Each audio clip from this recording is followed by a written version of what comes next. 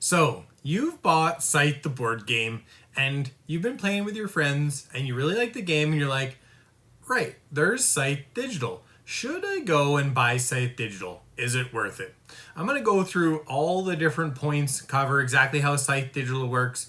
Is it the same? Is it different than the actual board game? And whether it's worth it for you to go ahead and buy Scythe Digital when you like Scythe the board game. Okay, let's get started with the interface.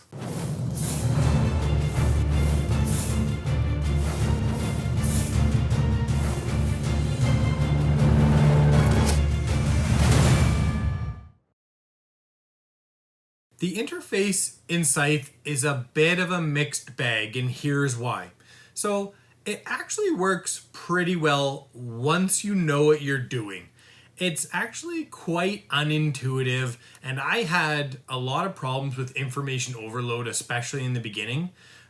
There is a pull down menu that's really useful. Make sure you use that. It's the two little white arrows at the top where it shows all the stats, and you're going to pull that down, and that's going to help you keep track of what's going on. But I found that even with that, at times in the beginning, I was having a hard time, understanding what to do. It works really well once you know it, but I think there's, definitely a fairly steep learning curve. And for example, you've got Crimea. Crimea can use a combat card in lieu of a resource when they're using a bottom action. And so what happens is you actually go down when you're using the resources to do the action. Normally a little pop-up would come up and you would be clicking on that pop-up, choosing which hexes you're going to draw resources from. If you want to use the combat card, you've actually got to go down and click on one of the buttons on the bottom right. And that's normally not a button. And it just suddenly turns into a button when you have Crimea and you have this ability. Instead of, there being a little icon up top, maybe it's a programming issue. Maybe there's just not quite enough money there for that, a kind of extra touch. But the interface, although very functional, is just unintuitive. All right, should you be playing bots or multiplayer? Well, the bots are actually pretty good now. They used to suck apparently. I didn't play the game back then. But now if you put them on hard, they can definitely be a decent challenge. You have to be on your game. I got stomped on turn 18 by a bot one time. That was fun. I'm like, what happened here?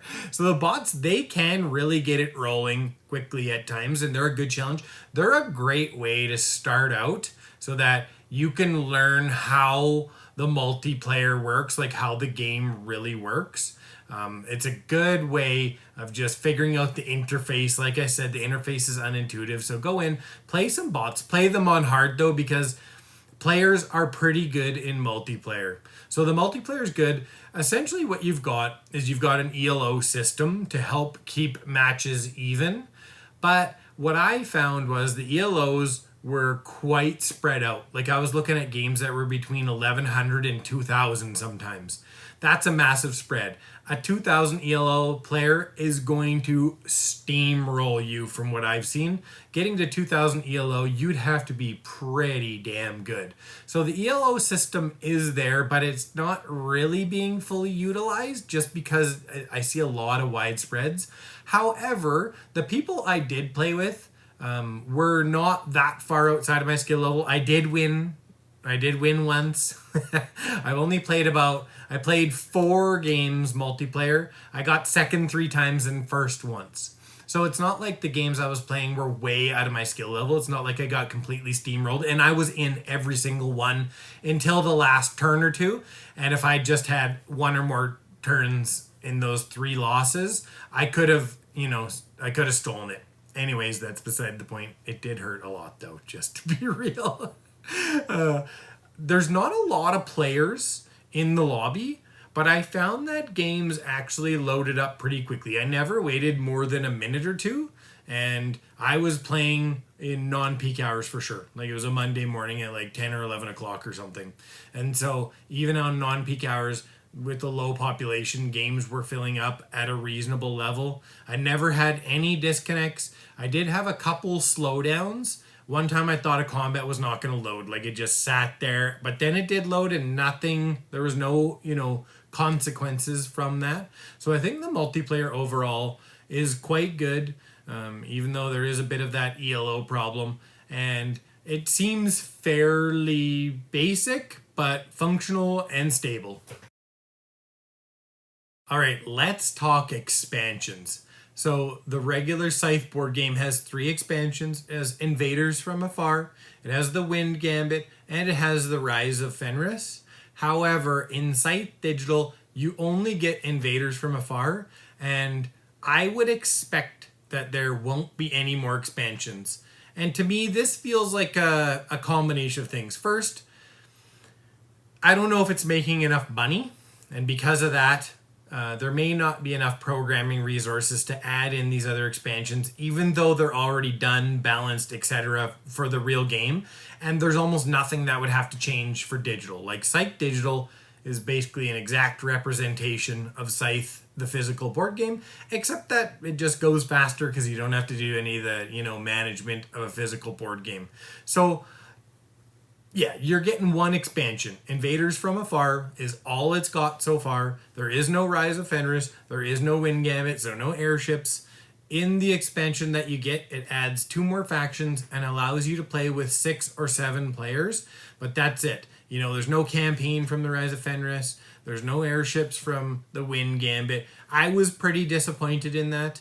But yeah, like I said, I think it's just a programming thing. When you have 3 expansions and you have to start mixing and matching people, like maybe this person bought the Rise of Fenris, but this person only bought the Invaders from Afar, it gets pretty complicated. If anyone knows why it is and has a better reasoning than I'm just, logically deducing, then go ahead, make sure and comment below, let me know. But at this point, it only has Invaders from Afar, and so that is, a bit of a negative for me, because I love the other Scythe expansions. So first of all, the most important, is Scythe Digital worth it? Yes, it is worth it. If you love Scythe the board game, you will love Scythe Digital. It is definitely worth it. And then we've got multiplayer. The multiplayer is good, smooth, functional, it's fun. It's definitely a good addition to the game, and having bots is really nice for those of us who don't like to be embarrassed, like myself. I played quite a few bot matches before I was ready to step into the multiplayer arena, so multiplayer is good. Interface, like I said, it's clunky, and it doesn't make sense in the beginning, but once you understand it, it is a well-oiled machine. You can go really quickly, and it actually is extremely functional, so yes, that is going to be a positive, I guess, even though it's tough in the beginning. The music is really cool too, until you get about 5 or 6 hours in. Like, I think the music works really well with the setting. It's set in 1920s Europe. It's got these big, cool industrial style mechs, not super futuristic. And then that's, set against agriculture, rural kind of stuff, cows, farmland, farmers. It's a really cool juxtaposition of, different styles, and the music fits in nicely with that. But I will admit, after a while, it does get a little bit annoying. Like, it starts ringing in your head in a not good way. So I think the music's cool, but I don't know if there's enough of it. Especially, I think I have 35 or 40 hours into it by now. Enough to, I've heard it all quite a bit. Anyways, the one thing I wanted to tell you about, and why this Scythe Digital's probably going to ruin your board game to a certain extent, like your physical board game plays. You can accelerate your pace of learning so fast that if you're still going to play Scythe, the physical board game, with your friends, and you're playing Scythe Digital, you're going to be too good for them in a very short period of time. I mean, as you play so many games, you just get a better understanding because you're, playing so much in such a short space of time that you understand how to get your engine up and running really, really quickly. And playing against people online and even the bots, you're rarely going past turn 25, 28, maybe at the outside. I don't think I hit turn 30 once against real players, and very rarely even against the bots. And so you're going to be putting a whooping on your friends in a very short period of time, and soon they're not going to want to play it with you anymore. I'll tell you a quick little story here. I used to have a ping pong table when I was a teenager. I friggin' loved ping pong. I played relentlessly. I could do crazy things, crazy spin shots. At first, everyone loved playing. And then slowly but surely, nobody would play with me. Literally, nobody would play with me. And the table just sat there collecting dust. That may happen to you with Scythe if you play a lot of digital. So just be aware of that. You're going to become a super player compared to your other friends unless they're playing Scythe Digital too. There's still the camaraderie. Board gaming is not all about min-maxing. It's not all about winning, to me. But just, be warned that that may happen. So that's pretty much it. I just want to say thanks for watching the video and a special thank you to my subscribers. I wouldn't be here without you, and I really appreciate each and every one of you.